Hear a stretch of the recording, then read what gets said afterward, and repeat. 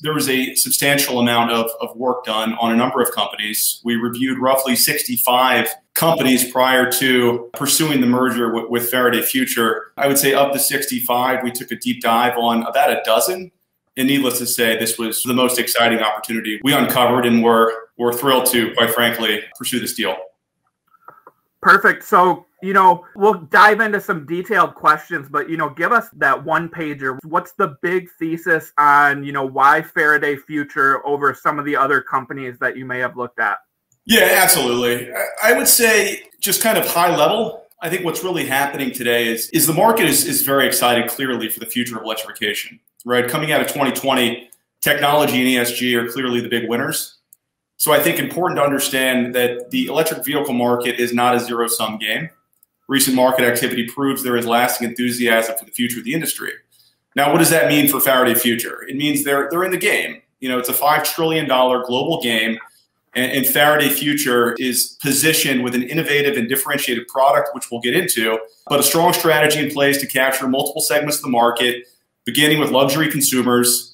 And another thing I would add is, great achievements don't happen overnight. Faraday Future's been at this for some time. I think it should give you a little bit of pause when looking at some of the startups that may be more aspirational. Faraday has procured all of the necessary equipment for its California manufacturing facility. Its supplier tooling is virtually complete. The company's produced nearly 30 prototypes and 13 pre-production units. It's so far ahead of many of the startup companies as it relates to time to market, which for investors, just speaks to the lack of execution risk. So I'd say with 7 years of research and development behind them, Faraday Future is coming to market at absolutely the right time and is on the cusp of era-defining disruption. Perfect. So, obviously, your company, Property Solutions, is the company behind this deal, bringing Faraday Future public. But you also had a strong pipe, with lots of big backers. I saw over 30 companies, it looks like, involved in the pipe from China, Europe, and the U.S. Can you talk a little bit about some of those partners and what they mean for the validation of this deal? Yeah, absolutely. It was important to us that we had a global outreach, which we were fortunate and successful in bringing in a global group of very, strategic and influential investors, into this $795 million oversubscribed committed common stock pipe. As you mentioned, this is a dual home strategy. This is a big differentiator for Faraday Future, where they will manufacture in both the United States, in addition to South Korea, in addition to, China, where they've set up a framework agreement with a tier 1 city and a, top 3 OEM. Yeah. And, I turned to China, and that was the thing that really caught my eye with the pipe was, you have that tier 1 supplier from China. And then also it looks like a city from China was involved in that pipe deal, for possible future of, a factory there. So, I love seeing China involved from the start on this. Can you talk a little bit about what the future in China looks like and maybe those partnerships there? Yeah, I can't disclose too much on that at this time. What I can say is that it's important, I think, for any player in the market, in the electric vehicle market, to have a presence in China. They're a big player. The consumption of electric vehicles is outpacing both the United States and Europe, and that trend is expected to continue. So again, I feel very confident in Faraday Future's ability to expedite the development of those relationships and scale faster into their business plan. Perfect. So, I want to turn a little bit to technology. So I see in the presentation, IAI, which is Internet, Autonomous Driving, and Intelligence. And then also that Faraday Future is the world's only technology, luxury, intelligent, internet-based electric vehicle brand. So can you talk a little bit about what that means, how Faraday Future, is the first there, and with that new technology coming to market? Yeah, absolutely. And I'm glad you pointed it out, because I think that, what we all kind of get in the habit of doing is distilling these companies down to the most elemental form. And that's fine, because, they're competing, based on their performance. And it's not going to be much longer before, each of the vehicles, electrified vehicles are able to go, 0 to 60 in less than 3 seconds. And, charge times are somewhat commoditized.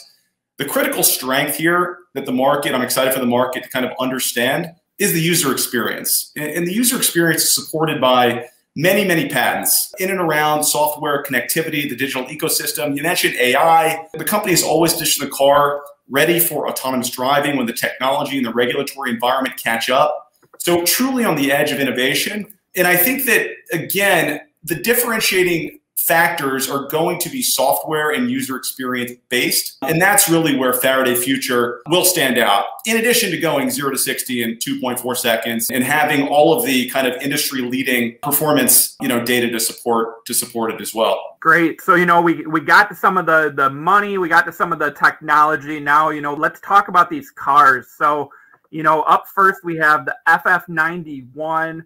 It was announced 14,000 reservations, $180,000 price point. Mitch has got, it up on the screen there. So, can you talk a little bit about this car and why maybe the luxury market first with the FF91?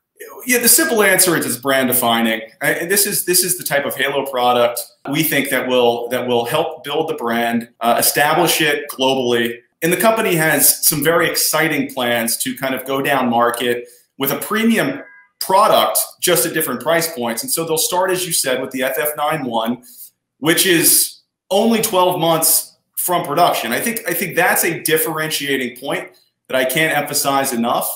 And that is, this is not a startup company, right? This is a company that has invested more than $2 billion to date. They're in the final stages of production, again, with over 40 pre-production assets, their own manufacturing facility in California. And I think that just gives me and should give investors, a lot of confidence, they're going to be able to execute on production on schedule. And from there, yeah, they get into the development of the FF81, which is a premium mass market product, and then the FF71, which will be a mass market product at about call it a $50,000 to $65,000 price point. There's also plans for a last mile delivery vehicle. I think what's unique there is their variable platform architecture, which again, highly patented, gives the company the ability to scale into a variety of vehicles, right? Their entire fleet can be built on this one platform with many cost saving attributes and of course, speed of execution. And so the last mile delivery is quite compelling.